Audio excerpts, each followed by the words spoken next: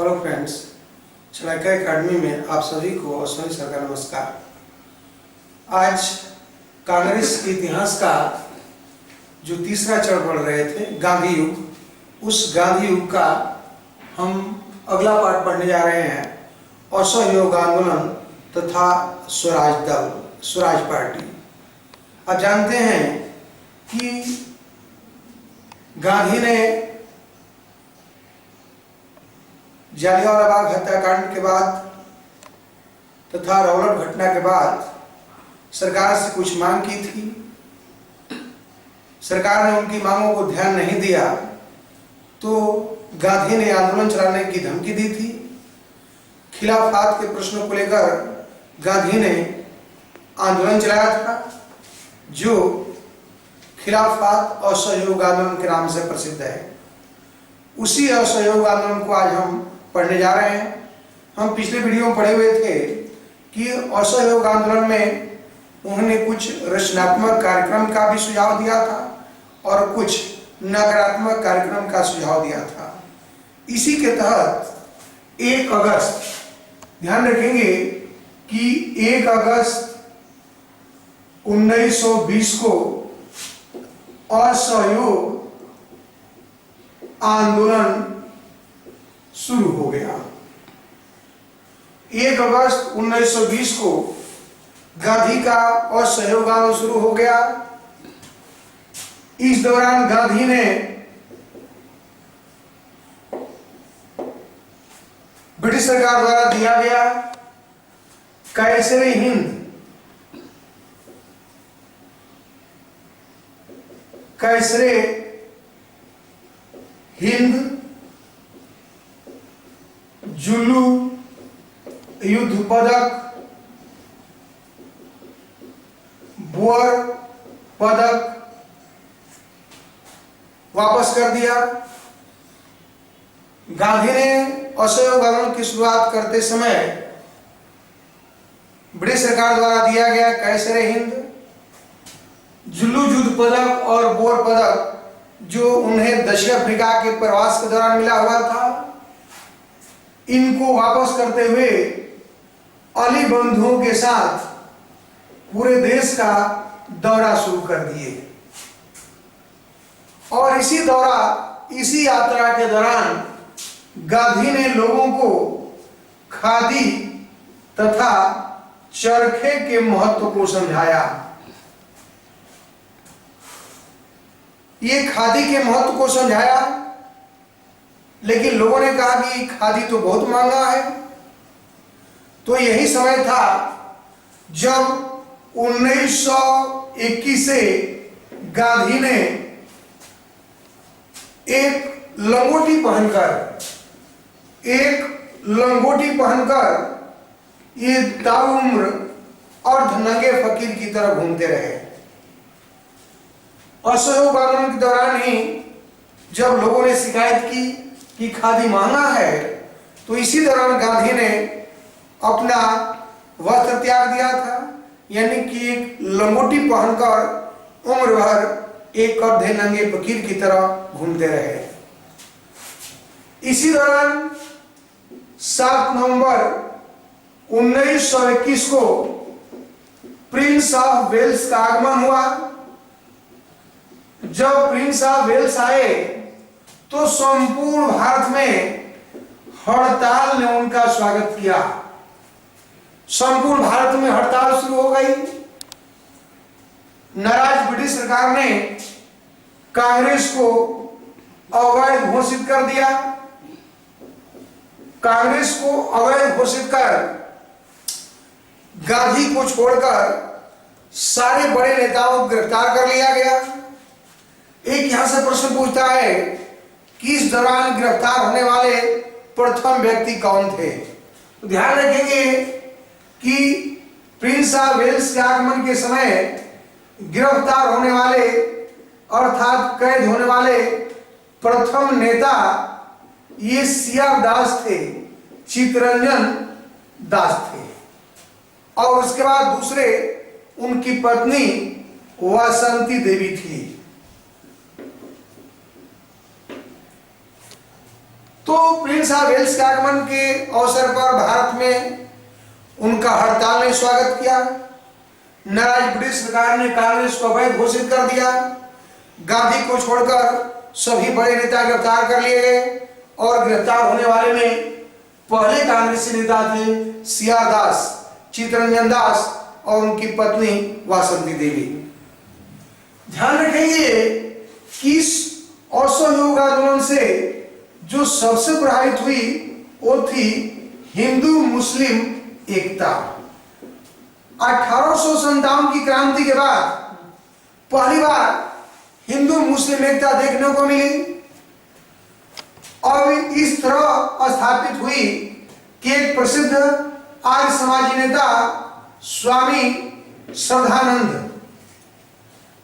श्रद्धानंद ये दिल्ली स्थित जामा मस्जिद से भाषण दिए। ये प्रसिद्ध आर्य समाजी नेता श्रद्धानंद दिल्ली स्थित जामा मस्जिद से भाषण दिए। एक मुस्लिम नेता डॉक्टर किचलू को अमृतसर स्थित गोल्डन टेम्पल ये स्वर्ण मंदिर की चाबी दी गई। ये हम आपको बताना चाहते हैं कि पहली बार ऐसा हुआ कि गांधी द्वारा चलाए गए अखिल भारतीय स्तर पर पहला आंदोलन असहयोग आंदोलन के दौरान हिंदू मुस्लिम एकता स्थापित हुई थी। आप जानते हैं कि गांधी के इस बढ़ते आंदोलन के प्रभाव से तत्कालीन गवर्नर जनरल लॉर्ड रीडिंग घबरा गए। गवर्नर जनरल लॉर्ड रीडिंग घबरा गए और घबरा करके उन्होंने गांधी से मिलना चाहा, लेकिन गांधी उनसे नहीं मिले और उनको एक पत्र लिखा था जिसका सारांश ये था कि अगर सरकार, ये गांधी का पत्र था कि अगर सरकार नागरिक स्वतंत्रता की बहाली करे, जो गिरफ्तार नेता है कैदियों की रिहा करे। ब्रिटिश सरकार अगर ऐसा नहीं करेगी तो हम बारदोली, ये गुजरात स्थित बारदोली को केंद्र बनाकर बारदोली से एक अखिल भारतीय स्तर के आंदोलन की शुरुआत करेंगे। गांधी ने ब्रिटिश सरकार को धमकी दी कि यदि नागरिक स्वतंत्रता की बहाली नहीं होती, गिरफ्तार नेताओं को रिहा नहीं किया जाएगा, तो हम संपूर्ण देश में बारदोली से एक बड़े आंदोलन करेंगे। ध्यान रखेंगे तैयारी भी शुरू हो चुकी थी, लेकिन ऐसी बीच एक ऐसी घटना घटी जिसके कारण आंदोलन वापस लेना पड़ा था। आप सभी जानते होंगे कि 5 फरवरी 1922 को ये चौरी चौरा में जो घटना घटी, चौरा चौरी घटना, यानी कि यहाँ पर एक पुलिस स्टेशन में 30 पुलिसकर्मियों को जला दिया गया था और इसी कारण गांधी ने 12 फरवरी को आंदोलन को वापस ले लिया था। वापस लेते हुए गांधी ने कहा था कि मैं आंदोलन को हिंसक होने से बचाने के लिए मरने के लिए भी तैयार हूं। मैं आंदोलन को हिंसक होने से बचाने के लिए मैं मरने के लिए भी तैयार हूं। यानी वो जानते थे कि आंदोलन के वापस लेने से लोग नाराज होंगे और कुछ कांग्रेस नेताओं की प्रतिक्रिया भी आई, जैसे हमारे बोस ने कहा था, सुभाष चंद्र बोस ने, कि आंदोलन को वापस लेना देश के लिए एक महान दुर्घटना थी। जब आंदोलन अपने चरम पर था उस समय आंदोलन को वापस लेना एक महान दुर्घटना थी, लेकिन पंडित नेहरू ने बचाव करते हुए कहा था कि यद्यपि हमारा आंदोलन ऊपर से मजबूत दिखाई दे रहा था किंतु अंदर से टूट रहा था। ध्यान रखेंगे कि आंदोलन को वापस लेने के बाद गांधी की लोकप्रियता में कमी आई, गांधी की लोकप्रियता में कमी आई और सरकार ने असंतोष का आरोप लगाते हुए गांधी को गिरफ्तार कर लिया और गांधी को 6 वर्ष की सजा हुई। गांधी भी गिरफ्तार हो गए, लेकिन अस्वस्थता के आधार पर, बीमारी के आधार पर, अस्वस्थता के आधार पर 1922 में सरकार ने गांधी को रिहा कर दिया। फरवरी 1924 में गांधी जेल से रिहा हो गए और कांग्रेस ने उनकी लोकप्रियता में कमी न आए, इसलिए कांग्रेस ने 1924 के कर्नाटक के बेलगांव वार्षिक अधिवेशन में गांधी को अध्यक्ष बनाया। कई बार प्रश्न पूछा गया है कि गांधी की लोकप्रियता में कमी आई थी असहयोग आंदोलन आपस लेने के बाद, लेकिन कांग्रेस नहीं चाहती थी कि गांधी की लोकप्रियता में कमी आए, इसलिए रिहा होने के बाद 1922 में कांग्रेस ने 1924 के अपने बेलगांव कांग्रेस अधिवेशन की जो अध्यक्षता है गांधी को सौंपी थी। और ये प्रश्न कई बार पूछा गया है कि गांधी कब किस कांग्रेस अधिवेशन का अध्यक्ष थे, तो गांधी एकमात्र, ध्यान रखेंगे कि यही एकमात्र ऐसा अधिवेशन था जिसको गांधी अध्यक्षता किए हुए थे। 1924 में बेलगांव कांग्रेस अधिवेशन की अध्यक्षता किए हुए थे और 1925 में, ध्यान रखेंगे कि 1925 में एस.ए. नायडू, सरोजिनी नायडू कांग्रेस के अध्यक्ष बनी और ये अधिवेशन कानपुर में हुआ था। तो कानपुर अधिवेशन की अध्यक्षता एस.ए. नायडू ने किया था और यह कांग्रेस के अध्यक्ष बनने वाली ये प्रथम भारतीय महिला थी, जबकि कांग्रेस के प्रथम महिला अध्यक्ष आप जानते हैं कि 1917 में श्रीमती एनी बेसेंट बनाई गई थी, जबकि प्रथम भारतीय महिला सरोजिनी नायडू थी जो 1925 के कानपुर कांग्रेस अधिवेशन की अध्यक्षता की थी। ये था असहयोग आंदोलन।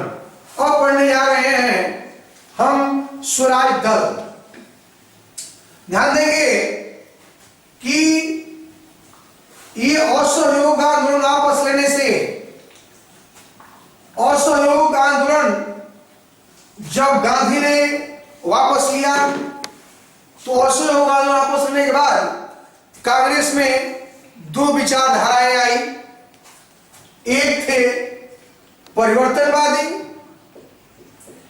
और एक थे अपरिवर्तनवादी। इनको बोलते हैं चेंजर्स और इनको बोलते हैं नो चेंजर्स।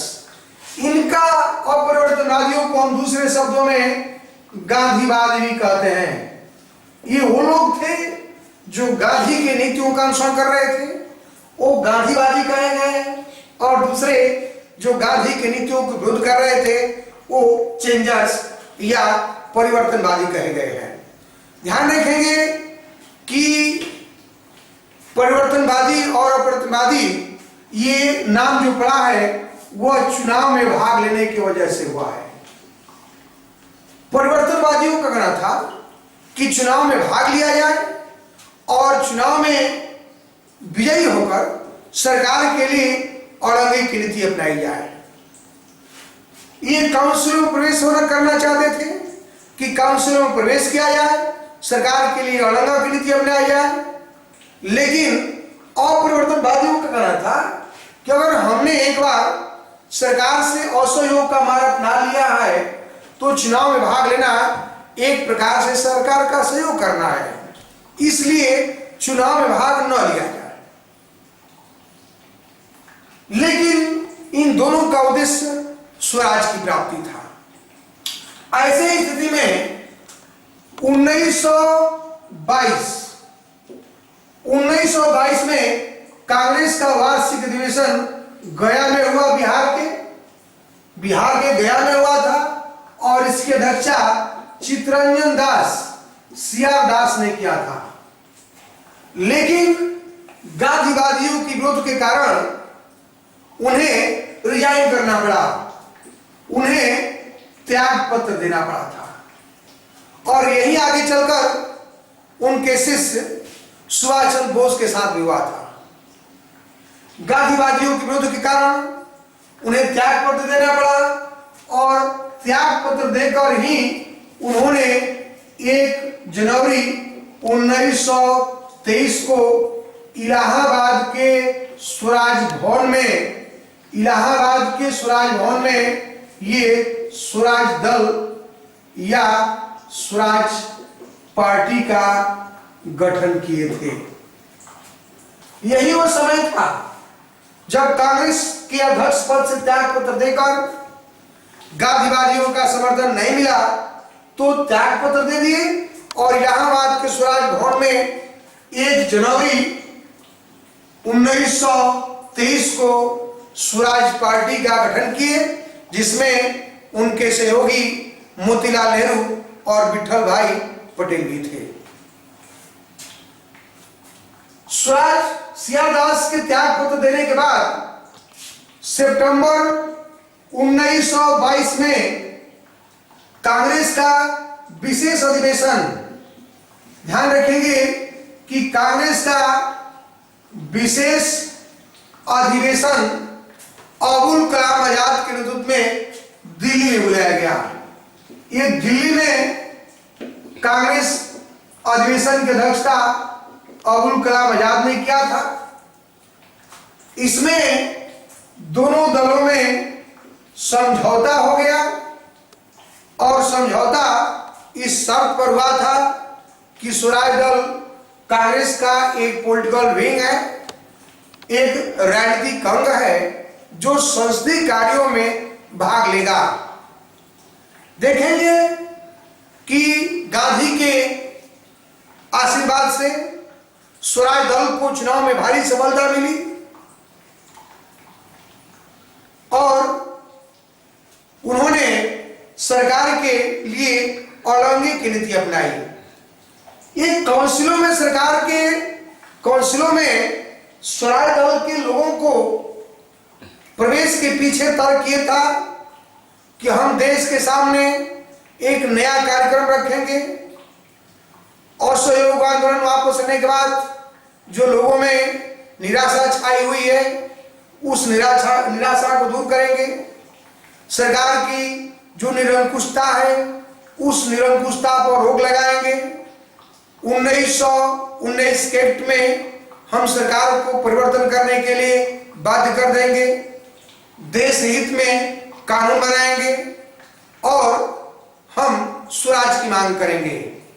यदि सरकार के विरुद्ध हम असफल हुए, मीन्स अपने कार्यक्रमों को सफल नहीं कर पाए, औरंगजेब की नीति हम नहीं अपना पाए, तो हम अंततः काउंसिलों से त्याग पत्र देकर गांधी के नेतृत्व में असहयोग आंदोलन शुरू कर देंगे। आप जानते हैं कि चुनाव हुआ, चुनाव में स्वराज पार्टी को भारी सफलता मिली। सरकार के प्रति इन्होंने अड़ंगों की नीति अपनाई। प्रत्येक स्तर पर सरकार के लिए स्वराज पार्टी ने अड़ंगों की नीति अपनाई थी। लेकिन ऐसी स्थिति में चित्तरंजन दास की 1925 में मृत्यु हो गई, सीआर दास की 1925 में मृत्यु हो गई थी, तो उनके मृत्यु के उपरांत स्वराज दल में फूट पड़ गई थी। लेकिन स्वराज दल ने अपने समय में बड़ी सफलता अर्जित की थी। उनकी सबसे बड़ी सफलता ये थी कि सरकार ने बाध्य होकर ये मूडी मैन कमेटी का गठन किया। कई बार प्रश्न पूछा गया है कि मूडी मैन कमेटी का गठन क्यों किया गया था, तो ये 1919 के एक्ट की समीक्षा करने के लिए। इसी तरह केंद्रीय विधायिका के अध्यक्ष विठल भाई पटेल बने। 1925 में यह केंद्रीय विधायिका के निर्वाचित और प्रथम भारतीय अध्यक्ष बनाए गए थे विठल भाई पटेल, जो स्वराज पार्टी के थे। इसी प्रकार खादी बोर्ड 1923 में खादी बोर्ड का गठन किया गया। विभिन्न जो स्थानीय निकाय थे, नगर पालिकाएं थी, उन नगर पालिकाओं पर कांग्रेस नेताओं का अधिकार हो गया। जैसे ये कलकत्ता के मेयर सीआर दास बनाए गए थे, इलाहाबाद के मेयर पंडित जवाहरलाल नेहरू बनाए गए, अहमदाबाद के मेयर आपके डॉक्टर राजेंद्र प्रसाद बनाए गए थे, और अहमदाबाद के विठल भाई पटेल बनाए गए थे, और पटना के डॉक्टर राजेंद्र प्रसाद बनाए गए थे। तो कुछ कांग्रेसी नेताओं ने ये जो नगर पालिकाएं थी, उन नगर पालिकाओं पर कब्जा कर लिया था, अधिकार कर लिया था। लेकिन एक दुर्भाग्य भी रहा कि सरकार से सहयोग के प्रश्न पर लाजपत राय और मदन मोहन मालवीय ने कांग्रेस से अलग होकर स्वतंत्र कांग्रेस पार्टी, ये स्वतंत्र कांग्रेस पार्टी का गठन किया, जो कांग्रेस के लिए एक आघात था। एक कई बार प्रश्न पूछा गया है कि लाजपत राय और मालवीय ने किस पार्टी गठन किया था? वो था स्वतंत्र कांग्रेस पार्टी। तो सरकार से सहयोग के प्रश्न पर लाजपत राय और मालवीय ने कांग्रेस अलग होकर एक स्वतंत्र पार्टी का गठन किया था। इसी के साथ मैं इस वीडियो को समाप्त करता हूं, और आगे इससे संबंधित आपको टेस्ट पेपर पढ़ाया जाएगा। तब तक के लिए धन्यवाद।